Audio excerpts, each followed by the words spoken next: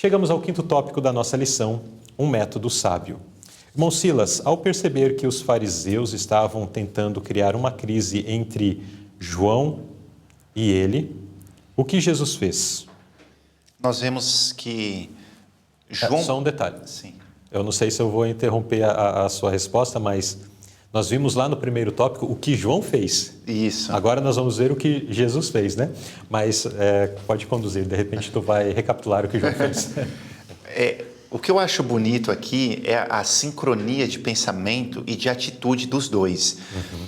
João Batista e Jesus, em nenhum momento, eles sentaram um do lado do outro para combinar.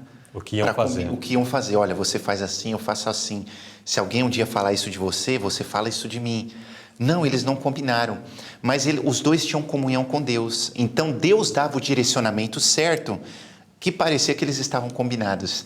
E o que acontece? Quando surgiu aquela intriga, os fariseus tentando criar uma crise entre João e ele, aquela coisa toda, os discípulos de Jesus, os de João, começando a entrar em intrigas, João Batista silenciou e falou, olha, ele é melhor do que eu realmente, é necessário que ele cresça e eu diminua. Ele não pôs fogo na fogueira. Não colocou Aliás, não pôs lenha e nem combustível na fogueira. Não colocou lenha na fogueira. E Jesus, por sua vez, percebendo esse início de intriga, pensou assim, eu vou me afastar, para não criar mais problema. Tem um ditado que fala assim, quando um não quer, dois não brigam. Os dois não queriam brigas, e por isso que o problema não se estendeu. Um exaltou o outro, e o outro se afastou do problema. E aquilo ali morreu de forma natural, como nós costumamos falar. Exato. Muito bem. Um trecho da nota diz assim, nós, ao mesmo tempo que somos leais à verdade, também devemos evitar, se possível, qualquer coisa que possa provocar mal-entendidos. É por isso que, sempre que essas confusões surgem, levam à perda de almas. Sempre que alguma circunstância ameace causar divisões, devemos seguir o exemplo de Jesus e de João Batista. Não alimentarmos estas faíscas, que às vezes é uma faísca, mas daí você joga combustível e aquela faísca aumenta, né? E traz uma grande confusão. João Batista, ele não alimentou. E Jesus, quando chegou ao seu momento de agir relacionado a isso, Jesus fez uma escolha. Bom, João Batista está aqui pregando, ele ainda tem algum tempo ainda para continuar a sua missão, né? Aí no desfecho final da missão de João Batista. Eu vou seguir para outra região, porque existem muitas outras pessoas por lá também para serem alcançadas. Jesus também não alimentou aquela intriga que estava surgindo entre os discípulos. Isso mesmo. Aqui tem uma parte da nota que diz assim, se referindo a Jesus, ele sabia que a tempestade se aproximava, a qual engoliria um dos maiores profetas que o mundo já recebeu. Desejando evitar todas as ocasiões de mal-entendidos ou discórdia, ele silenciosamente interrompeu seus trabalhos e se retirou para a Galileia. Se aquele problema fermentasse ainda mais, ele sabia que João também podia, de alguma forma, se envolver naquele problema. E João passaria por uma prova grandíssima. Ele seria preso e morrido decapitado dentro da prisão. Uma grande prova. Então Jesus falou, deixa eu me afastar logo antes que esse problema aumente. E talvez pode até afetar João. Já tinha afetado os seus discípulos, os discípulos de João, já tinha afetado os discípulos de Cristo. Ele falou, agora é hora de eu sair para que isso não aumente. E ele saiu realmente, foi pregar o evangelho na região da Galileia. Como o irmão falou, tinha outros lugares para pregar e aquilo silenciou. E isso é uma lição para nós. Às vezes, nós somos da igreja e na igreja também surgem intrigas, porque todos nós temos defeitos. O que nós devemos fazer? Silêncio. Ou se afaste do problema. Não faça com que o problema piore. E isso vai trazer uma comunhão para a igreja. Aquele problema que parecia que ia ser muito maior, às vezes por uma atitude nossa pode se resolver. Ou por uma atitude nossa pode piorar ainda mais também. Exatamente. Então, a mensagem, a lição, né, chega até nós, para nós termos uma atitude semelhante à de Jesus e à de João Batista. Última pergunta. O que devemos aprender com a atitude que João tomou para neutralizar a crise. Então aqui vem a frase mais bonita talvez que João falou, né? É necessário que ele cresça e eu diminua. Aqui ele resolveu qualquer questão, qualquer intriga, tirou todo o sentimento que tinha no coração dos seus discípulos, pensando assim, olha, vamos conversar com João, João vai fazer alguma coisa com isso.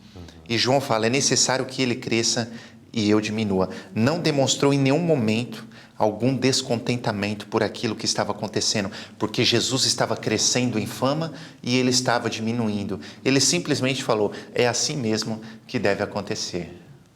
A nota chama atenção para que muitas das vezes se prendem a pessoas, né? Isso. Alguém iniciou o projeto, alguém iniciou aquele trabalho, ou esse é o pioneiro, aquele é tal, e ficam fixados a essas pessoas. Mas são pessoas, são seres humanos que em algum momento, inclusive, podem vir a errar e até a abandonar aquela missão, aquele trabalho, aquilo que de tão importante estavam fazendo anteriormente.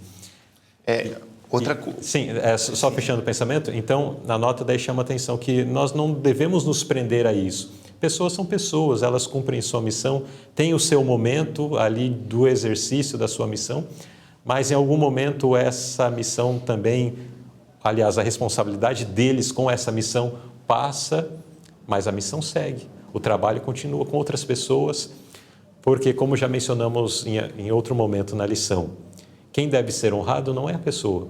A pessoa está ali apenas cumprindo com a sua parte no grande propósito de Deus.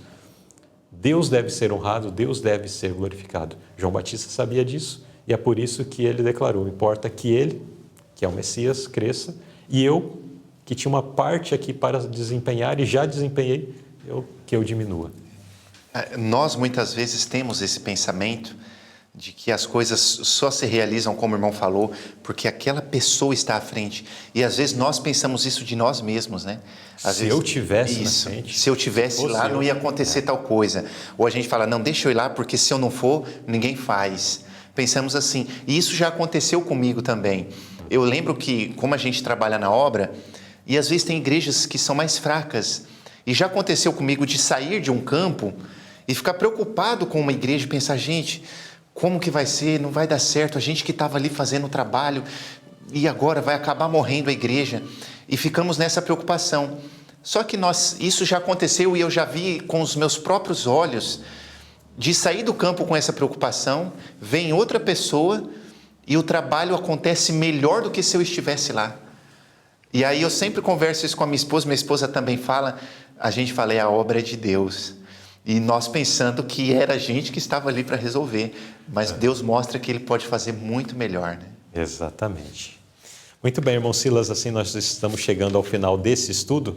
Qual é o apelo que o irmão gostaria de deixar aos nossos ouvintes, àqueles que nos assistem também, em base do que estivemos considerando ao longo desta lição dessa semana? O apelo que eu quero deixar para todos... inclusive foi falado por Jesus ali no Sermão da Montanha, que ele fala assim, bem-aventurados os pacificadores. Essa palavra é muito linda de Cristo e nós vemos que Jesus em nenhum momento trabalhou para criar intriga, mas apenas para desfazer as intrigas. E foi especialmente o que nós aprendemos aqui nesta lição, o trabalho de Jesus e de João Batista para pacificar a situação, para pacificar as coisas. E que o Senhor nos abençoe e nos ajude, nos conceda esta graça de sermos pacificadores. Eu sei que muitos de nós temos o pavio curto e às vezes queremos resolver do nosso próprio jeito ou às vezes até de um jeito errado. Mas vamos aprender que Jesus está na direção das coisas. E às vezes é melhor ficar calado do que falar alguma coisa. Às vezes é melhor se afastar do que ficar ali. Às vezes a gente não vai nem fazer nada, fala, não, só quero ver. Mas só a nossa presença ali pode causar um problema muitas vezes. Então que nós possamos ser bem-aventurados, ser felizes por sermos pacificadores.